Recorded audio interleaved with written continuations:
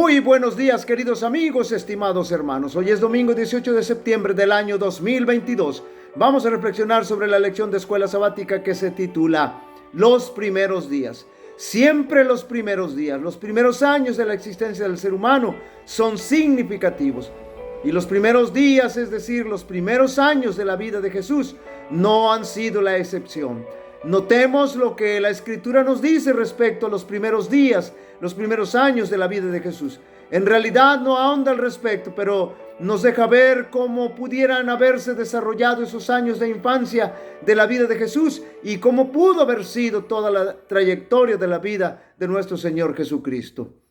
Y dio a luz a su hijo primogénito y lo envolvió en pañales y lo acostó en un pesebre porque no había lugar para ellos en el mesón. Y cuando se cumplieron los días de la purificación de ellos, conforme a la ley de Moisés, le trajeron a Jerusalén para presentarle al Señor, como está escrito en la ley del Señor: todo varón que abriere la matriz será llamado santo al Señor. Y para ofrecer, conforme a lo que se dice en la ley del Señor, un par de tórtolas o 2 palominos. Cuando Jesús nació en Belén de Judea, en días del rey Herodes, vinieron del oriente a Jerusalén unos magos diciendo: ¿dónde está el rey de los judíos que ha nacido? Porque su estrella hemos visto en el oriente y venimos a adorarle. Oyendo esto, el rey Herodes se turbó y toda Jerusalén con él. Y convocados todos los principales sacerdotes y los escribas del pueblo, les preguntó dónde había de nacer el Cristo. Ellos le dijeron: en Belén de Judea, porque así está escrito por el profeta: y tú, Belén de la tierra de Judá, no eres la más pequeña entre todos los príncipes de Judá, porque de ti saldrá un guiador que apacentará a mi pueblo Israel. Entonces Herodes, llamando en secreto a los magos, indagó de ellos diligentemente el tiempo de la aparición de la estrella. Y enviándolos a Belén, dijo: id allá y halléis y averiguad con diligencia acerca del niño, y cuando le halléis, hacedmelo saber, para que yo también vaya y le adore. Ellos, habiendo oído al rey, se fueron. He aquí la estrella que habían visto en el oriente iba delante de ellos, hasta que llegando se detuvo sobre donde estaba el niño, y al ver la estrella se regocijaron con muy grande gozo. Y al entrar en la casa vieron al niño con su madre María, y postrándose le adoraron. Abriendo sus tesoros le ofrecieron presentes: oro, incienso y mirra. Pero siendo avisados por revelación en sueños que no volvieran a Herodes, regresaron a su tierra por otro camino. Después se partieron de ellos.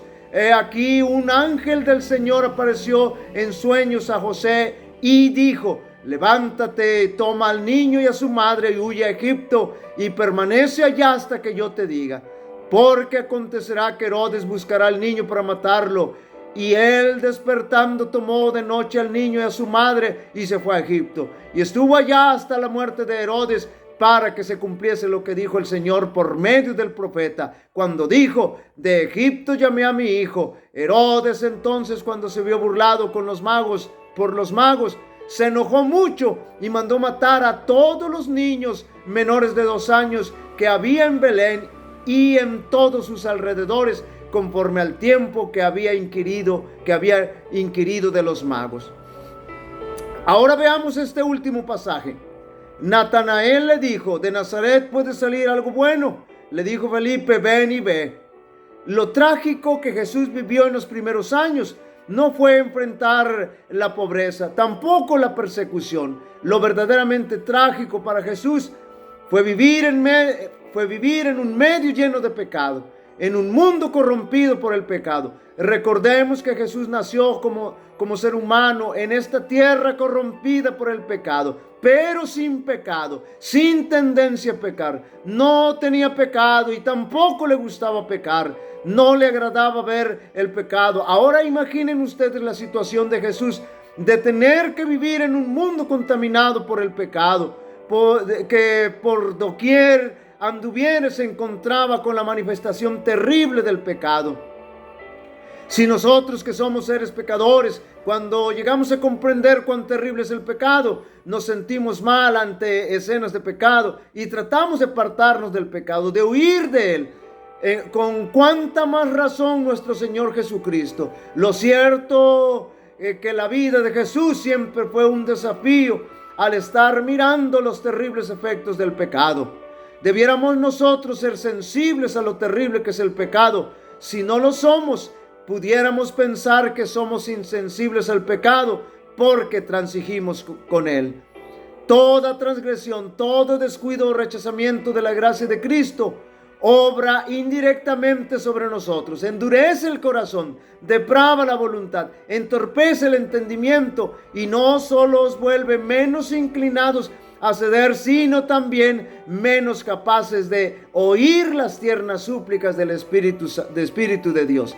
Un solo rasgo malo no también de carácter, un solo deseo pecaminoso persistentemente albergado, neutraliza con el tiempo todo el poder del Evangelio. Cada vez que uno cede al pecado, se fortalece la aversión del alma hacia Dios. El hombre que manifiesta un descreído atrevimiento, una estólida indiferencia hacia la verdad, no está sino cegando la cosecha de su propia siembra. En toda la Escritura no hay amonestación más terrible contra el hábito de jugar con el mal que estas palabras del sabio: prenderán al impío sus propias iniquidades. Queridos amigos y hermanos, debemos tomar muy en cuenta que Jesús aborrecía el pecado, no al pecador. Tanto amó al pecador que dio su vida por él. Pero nosotros debemos permitir que su poder nos pueda también llevar a odiar el pecado, que pueda llegar a ser repugnante a nuestra vista. El Señor te bendiga y te guarde. El Señor haga resplandecer su rostro sobre ti y tenga de ti misericordia. El Señor alce sobre ti su rostro y te dé paz. Así invocarán mi nombre sobre los israelitas y yo los bendeciré. Dios bendiga a cada uno de vosotros.